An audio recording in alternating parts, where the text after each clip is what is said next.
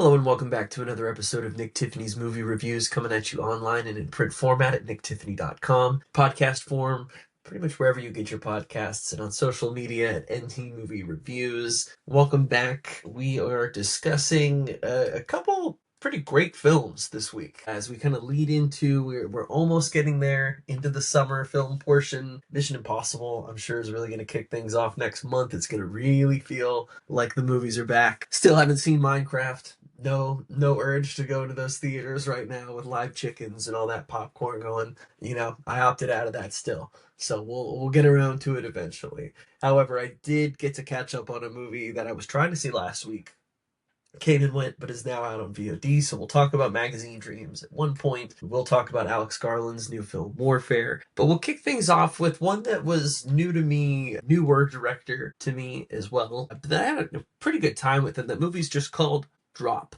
It's directed by Christopher Landon, who, as far as I can tell, it looks like after the first Paranormal Activity, really took over writing for a lot of those. He did the Happy Death Day films, which I still have yet to see, so that is not quite a glaring omission there. But this is, I remember seeing a trailer for this. The whole premise is kind of, this woman goes out on a date for the first time in a while since her husband had passed. There's kind of allusions to a history of domestic abuse. So for her to be getting out, this is really a big kind of deal, leaving her kid at home where she's got cameras to keep things, keep an eye on things. Of course, she's going to be going and meeting the guy who she's talked with for a while, played by Brandon Sklenar, who I've called Skellner multiple times. And then I see an interview he's doing for this, and he's like, yeah, it's not Skellner, Sklenar. You might know him from, he plays John Dutton on the 1923, 33, whichever decade plays John Dutton there. I was in the Blake Lively and Justin Baldoni movie as well, which I thought he was pretty great in. And here, I get it. Whether it's the push for him as Batman or Bruce Wayne, whether it's, who's this up-and-coming guy, I just kept seeing his name, especially on Twitter and all these fan casts, and like, Brandon Sklenar, and I'm like, I kind of get it. I do get it. There's a broodiness to him, but he still has heart and he still has a pretty good sense of humor. So I've been very, very impressed with him for what I've seen so far. But Megan Faye, who I have not seen in a film, it looks like she was in the whole season of White Lotus, which, again, yet another thing I need to brush up on. She's finally going out. She gets to this bar, and before he gets there, someone's airdropping her weird and specific memes about her kind of avoiding him, and she's trying to play it off. He gets there, the date gets there, they sit down, everything's great, but the phone keeps buzzing, and it's not her sister letting her know everything's okay. It's some weirdo still sending these airdrops, sending weird messages now. And it kind of culminates at first in a very threatening message that says, you need to kill your date or we're going to kill your son. And thus starts this first century technological thriller that at times can be a little campy and a little bit silly, but at other times is quite exhilarating and quite thrilling, and a callback to some great action movies of the past. I don't know, there's romance, there is definitely some focus too on victims of abuse and survivors of abuse, and kind of going into depth on this first date and really looking at two people trying to form a connection, two people who were very out of practice of this. So there were some really genuine elements that I did really appreciate, as well as some kind of silly but ultimately fun moments as far as the stakes and how those kind of change. Reed Diamond pops up in this film briefly. I was just watching Joss Whedon's Much Ado About Nothing recently, and it's always good to see his face. So there were a few people in this that popped up where I was like, I know them. It was pretty fun, truthfully. I'm an AMC Stubs member, which if you are a fan of movies, I think everybody should have. $20 again. I'm not getting paid to plug this, but, whether you're going to IMAX screenings or, you're curious, but you're not sure you want to spend the full $16 or whatever. It's like $20 a month. You go see 3 movies a week. Oh, this and Warfare were 2 of my 3 of the week. Both great. Glad that I used it. I think it allows you to maybe feel a little bit more comfortable. Like there's going to be at least one movie a month that you are probably going to go see and enjoy. That's just me being honest. The number of movies that come out these days, there's at least one thing you will see in a month. And if you have the ability to go see 3 in a week, like a weirdo like me, do it. You can also just do 3 in a month, and it pays for itself. You get to go to the theater, you get to have the experience. And The Drop was one where, all the people around me, everybody was having a pretty good time. They were laughing at some of the silly things, they were laughing at the jokes. They were a couple gasps, if someone might die or so. It was entertaining. It was far more entertaining than it wasn't, and that's not a knock on the movie. It was a great time, had a blast. And the little plot holes, sure. But this was like a clear cut, like, you know what? You want to get away to the movies, have a good time. This was perfect. Had a great time with it. So Drop is in theaters now. Megan Faye and Brandon Sklinner, great performances all around. So we'll move into Magazine Dreams, which was one that I had been wanting to see for a long while. I think it was last year's Sundance Film Festival where it won the Audience Award. I had more than a few friends who went to the festival, saw it, have raved about it for so long. Obviously got pushed. This is the film that stars Jonathan Majors, who did Creed 3. He was Kang in the Ant-Man film for Marvel. They were going to build a whole universe around him. And then there was the whole domestic abuse case, this whole investigation into him and his ex-girlfriend, and truthfully, I remember keeping up with some of it at the time. They quickly dropped him from a lot of things. It was very instant. We don't want anything to do with Jonathan Majors. Marvel's going to go a whole different direction now. We're just dropping him. It's done. And, recently, Michael B. Jordan's kind of come out in support of him. Majors has recently gotten married, I think, but is kind of rehabilitating his career, or at least trying to get back into the spotlight after the case. Again, I don't have the specifics. I know there were things on each side where obviously he did some pretty horrible things, maybe had some horrible things done to him as well. Didn't sound healthy, didn't sound great. Not really going to dive into that, but I think knowing that is important, especially when watching this movie, because I can understand the reaction that a lot of my friends or fellow film critics had when they watched this, because the film does deal with violence and anger, and it deals with, not that he was feeling a rejection in society, but there's a lot of themes about masculinity and how you're to present yourself and what might be primal and what you need to work to avoid or work to keep in rather than let out. And so I just say all of that kind of to preface that if you are not aware of what surrounds Jonathan Majors, or why this movie took almost 2 years to come out, or why it's, out on VOD after a week in theaters, I remember reading comments at the time where it was like, had this actually come out last year, I don't doubt that he would have been nominated for an Oscar. Whether Timothée Chalamet or someone else is out of that spot, he's phenomenal in this movie. To a point where it's almost like kind of a little freaky. Maybe because, again, you want to, I don't want to say you want to, you don't have to. I try to separate the art from the artist, and I think that sometimes naturally you can do that. Sometimes I think it's unavoidable, especially in a case where this role resembles so much of maybe what happened in real life, or aspects of it start to kind of rear their face a little bit. And so in Magazine Dreams, Jonathan Majors is playing a man named Killian Maddox. He is a bodybuilder who is obsessed with becoming the best that there ever was, who is determined to become a professional, to the point where he spends night and day working on his body, working on his muscles, what he puts into his body, the care he takes for it, really overexerting himself and taking different substances to keep himself in shape to be doing things. All the while, you kind of see the effect it has physically on him as far as his well-being goes, but you really start to uncover what has led him to this point in his life. Very early on in the film, he's kind of talking to, whether it's a court-appointed or state-appointed therapist, has had spouts of aggression in the past, lives to take care of his grandfather. His parents are not alive, they're not in the picture. And you look at this man who really, really wants something so badly, and he is willing to do whatever it takes to get there. But he's also influenced and not distracted, but it can't help but get caught up in the world around him as well. And while he has all this intensity, whether it's anger at other people in his life or the circumstances he's kind of grown up in, or fear of rejection from idols of his, or from judges who seemingly dismiss the work that he puts in, trying to make this a show too, and really having a personality in this as well, but on the outside kind of being looked at differently and weirdly by people.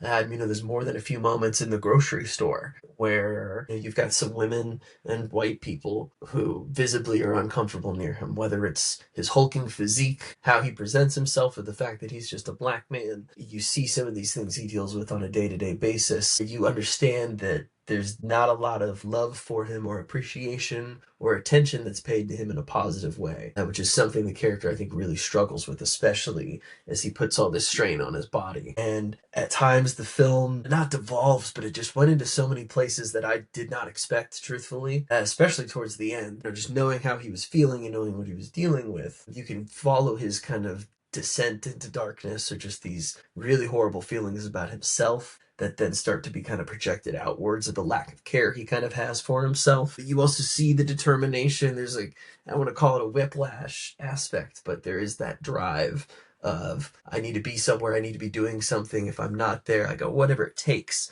I'm going to get there. Even if I'm cut up and bruised, bloody, I'm going to be there to showcase my talents. And Jonathan Majors just plays the role to perfection. You completely believe there's this shyness and this brokenness inside him that makes it so awkward and so hard for him to converse with people and to really speak his mind and to feel confident. And then you also see the complete opposite of that, where after his patience has worn thin, after he feels like he's been disrespected, he gets very angry very quickly, and he's frightening. From how massive he is to the things that he would say, it's terrifying.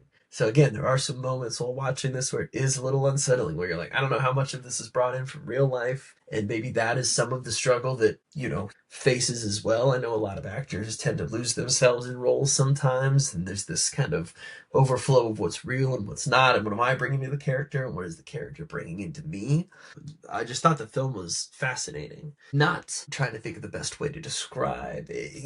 It's not an overwhelmingly enjoyable film by way of, you're going to watch it and you're going to be like, wow, this was kind of intense. This is really screwed up in some parts. This is a great reflection of what society can do to people sometimes, or understanding other perspectives at the very least. However, in a way, in that same sense of it playing Sundance or some of these film festivals, I don't know why recently I've just been seeing more and more posts about people talking about festival films where it was like, this would play really well at Sundance, or there's movies that play really well at South by Southwest. And I understand the sentiment, because when you are in the trenches of a film festival, when you're seeing 3-4 films a day, when you have talent from the film who's there, when you're getting Q&As and some behind the scenes, and you're engrossed, all these people around you love film as much as you do. Nobody goes in, I think, looking to be against a movie or to like shit on a movie or to give it a bad review, because we know what goes into the process. But there is sometimes this feeling of seeing something at a festival where you're like, we're the first people to see this in the world. And there's something really electrifying about that. And while I think they were spot on about this performance, would have been an Oscar-nominated performance, I don't know how it'll shape out this year. The film overall, super solid. Don't know if I would watch it again. Not very uplifting, not that it has to be, but in that sense of whether it's the flow of the film too, there were some moments where I'm like, okay, did this need to be 2 hours because the end goes where it goes? Some things are kind of left touched on and then moved away from, but by and large, good movie, great movie, phenomenal performance. If you are a fan of his as an actor, which the performances I've seen of his that I can speak to, he's always been terrific. I think it's worth checking out. Whether you're a film fanatic and great performances and things like that are up your alley, totally worth a view as well. Just a very interesting story around it, how it's finally released now, and now people get to judge. So Jonathan Majors, though, there's something very not English in his acting that he feels, and I imagine he is somewhat professionally trained, if not fully professionally trained, but he feels like a Juilliard actor. Just his pronunciation, the way he carries himself, it's just a very interesting talent, truth be told. But now we're going to move into what is probably the biggest release of this last week. Much talked about. Alex Garland, A24 teaming up for another movie, coming off the heels of Civil War last year, which was my number one movie that I saw last year. So just going into this review, know that know that we have another Alex Garland film that deals with the military, that deals with pretty intense circumstances. As always, and especially after Civil War, there's been a lot of discussion about Alex Garland's making a war movie. Of course, it's going to be super political and it's going to be propaganda and this, and that. And you know, I've already kind of dissected that with Civil War, where I really think that movie tries to be as apolitical as it can. And a lot of people bring their politics into it, into the discussion around it, which I think is incredibly true for this film as well, for Warfare, which in some ways, like in some cases, the cast and crew have really been going out of their way to say, like, this is not a propaganda film. This is not America rules, rah, rah, rah. You know, Will Poulter was giving an interview talking about it, and when Alex Garland approached him, it was like, hey, you know, we're doing a war movie, but it's not going to be, yeah, America, let's go, let's just show things blowing up and just completely disregard the other side, or completely disregard the fact that there are humans on both sides here. And what the film does is it tells the story 90 minutes of a single mission on one single day in Iraq with a platoon of Navy SEALs. And the film is co-directed and written by Ray Mendoza, who was a part of that team there. And this film is kind of built on the memories of those soldiers who were there. And the only way to describe this experience, especially seeing it in IMAX, was exhausting. Truthfully, you know, first and foremost, the film is kind of relentless. After it builds with a kind of camaraderie building moment with the guys, once they're on mission, the throttle never lets up. The film is anxiety inducing, to say the very least, when you follow all these young men, and that's exactly who they are. You know, watching this movie as a 29-year-old guy, I'm sure half these dudes were younger than I was in the film, as far as the characters and the people that they were portraying. And understanding, you know, very quickly in the film, you've got these American SEAL members that are like, hey, we like this house here in the middle of this town in Iraq.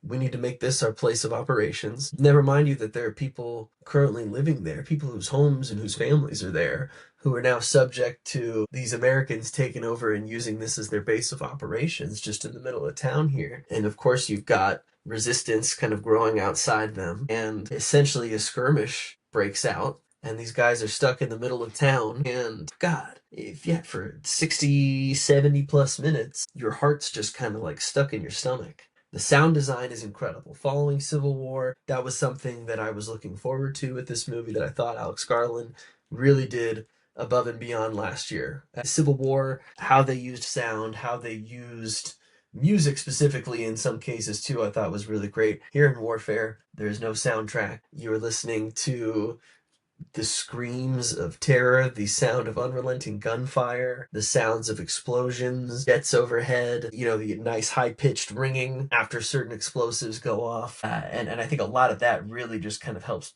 keep that tension at the edge of your seat. And I'll just say first and foremost, you know, this film is not like Civil War in so many ways. There's really not a narrative structure here in the film. It quite literally is, you know, when you look at these slice of life movies and you're like, this is just one shift in someone's day, or this is just one day in someone's life.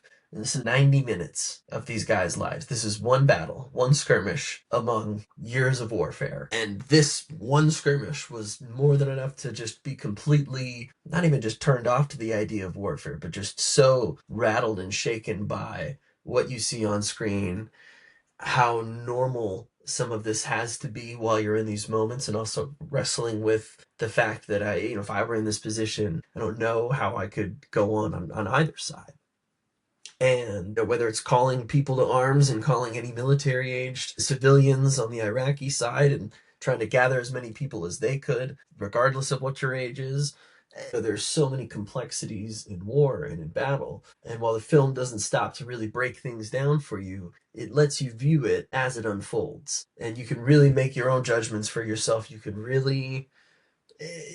that's why I think this film works in so many ways, is because it is complicated. Because it's not just, yeah, the Americans are the good guys, Iraqis are the bad guys, they just need to stay alive because they're killing bad guys. It doesn't feel like that at all. It doesn't feel like it's that black and white. You're in a really interesting gray area that feels uncomfortable, but it also is so immediate and so in your face that you can only respond. And something that so many of the guys exhibit in the film, whether it's shell shock, whether it is just I want to go home. I want to be anywhere else but here. I'm so scared for my life. My legs are blown to pieces below me. We don't have enough morphine. There's so many screams and cries in this movie of agony and of pain that are just like gut wrenching. It's just so freaky. And I know I haven't even talked about the guys in the film. You've got Will Poulter, you've got Joseph Quinn, who's going to be Mr. Johnny Storm in the Fantastic Four. You've got Cosmo Jarvis playing Elliot, who the film is partially dedicated to. You might know him from the Shogun series. DeFaro Wunatai playing Ray, who wrote the film and co-directed it with Alex Garland. You know, there's so many young guys in this film. And while, of course, you see their camaraderie and their commitment to one another and the bravery they exhibit when keeping care of one another, you also get so many moments with each one of them that are just so heartbreaking, that are so difficult to sit through, because you can only imagine how rattled they are, how affected they are by what they've seen, whether it's pieces of their friend or fellow combatants out on the road after a bomb goes off. It's horrifying. That's why I think on so many ways, again, the movie works, because it's not some grand, like, yes, war's great, here's war sucks, and here's why, but, you know, it's necessary. The good guys won, bad guys lost. Like, it doesn't feel like that at all. I wouldn't want to be caught anywhere among what happened in this film. And you really do appreciate the bravery of some of these guys. But again, you really sit and pause and you think about, how did these guys end up in this situation? How did our troops end up here fighting this war for so long? You really start to think about how much good was really done, how much bad did people experience and come home and are still experiencing as they try to reintegrate their lives, as a government doesn't really take care of the veterans like they should. And that's not an exclusive problem to America either. But I don't know, watching the film forces you to ask yourself a lot of questions, and it doesn't beat you over the head with things either. But I think Alex Garland is a provocative filmmaker in the best kind of way. His movies are not easy to sit through and dissect. It's not always a pleasant viewing experience. There's a lot of breathless moments in this film, and I think he is just always constantly forcing the audience to ask difficult questions or to be faced with difficult realities. Whether why, you know, Men is a great example of a film that I still think I need to go give a second watch to, because on first watch, I don't even know if I would say I enjoyed it, but I really started to understand what he was sort of, like, the story he was trying to tell, or the themes he was playing around with Jesse Buckley just like being tormented and seeing this man's face everywhere. It's definitely one I need to rewatch, but every film that he does is fascinating. The stories he chooses to tell, how he goes about telling those, especially visually, he is just a fantastic filmmaker. I probably will not go watch this movie again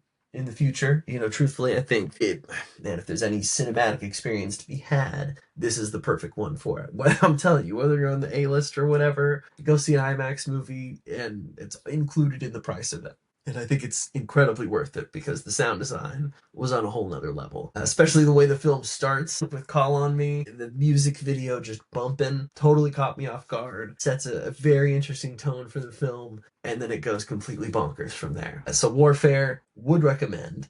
Again, it's only 90 minutes, but just don't go in expecting, again, super great character development or a giant narrative arc and all. It really is one battle, one skirmish, in and out. So before we wrap things up, I just got to continue to plug The Studio on Apple TV Plus. Seth Rogen, they just keep doing a great job. He and Evan Goldberg. This 4th episode this last week with Olivia Wilde, tons of fun. Zac Efron pops up. They're just making something that is so enjoyable, again, for lovers of film in so many ways. There's so much appreciation that's had in these movies, or in these shows, whether it's different film techniques and styles that they're like cheekily poking fun at, but while using in the same breath for the actual TV show. It's just awesome.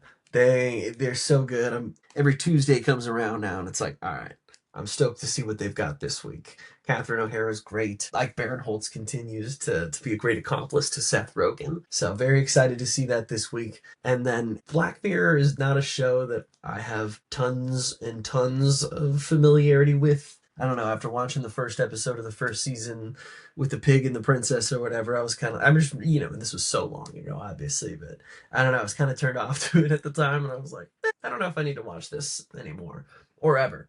And over the years, I have watched certain episodes. I'd seen the USS Callister, so I've watched the latest one of that with not Academy, Emmy Award winning Kristen Milioti, Jimmy Simpson, and Jesse Plemons. It's just a trifecta of great actors there. That was great. It was like an hour and a half. So good runtime, I think, for the story that they were telling with it. Very good. And then I watched the Issa Rae and you know what? Cannot remember her name right now. She plays Princess Diana on The Crown, though. And who else was in that? Aquafina was in that as well. Sort of a reboot of the Hotel Reverie.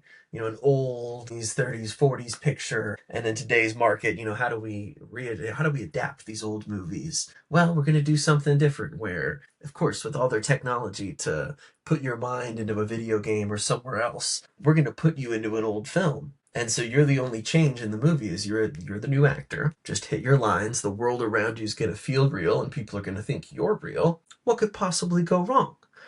Another very interesting one. Kind of reminded me, interestingly enough, of one of the Rick and Morty episodes where Morty lives out his entire life before everything snaps him back at times, and you're like, oh no. So very, I don't know. Obviously has a lot of Twilight Zone feel to it. But both are very good. I've got to watch the Paul Giamatti one. Supposedly, it is supposed to be pretty freaking fantastic. I've read lots of great things about his performance there. So now that the new season's out, keep an eye for some of those. Tonight, I will be watching The Last of Us. Andor Season 2 is right around the corner. So for television, it's a very good time right now. I gotta watch The Pit. I've heard too many people saying too many good things about that movie as well. So I'm sure we'll be discussing that soon. This next week is going to be great. Really, again, we're tiptoeing into summer movies. We've got Sinners by Ryan Coogler, Michael B. Jordan, which I have just only heard incredible things about. There's a great 10-minute video of Ryan Coogler talking about filming in IMAX, but also filming on actual film too, and the importance of it, the technicality behind it. If you know the film critic, and he does so many great interviews, Kevin McCarthy, kind of geeking out talking about aspect ratios with him. Really cool film nerd stuff, but really great to see someone so invested in it and so passionate about it too. And then we've got The Accountant 2 coming out with John Bernthal and Ben Affleck. So very, very interested to see how that goes. And as always, thank you guys again for tuning in. You can find us at nicktiffany.com. NT Movie Reviews on all social media networks, cast platforms, and the works. We got our SIFF press credentials for 2025. We'll be covering the festival again next month, so I'm sure we'll have some great interviews, different films, all sorts of fun stuff to talk about. So stay tuned, and thanks again, as always, for listening.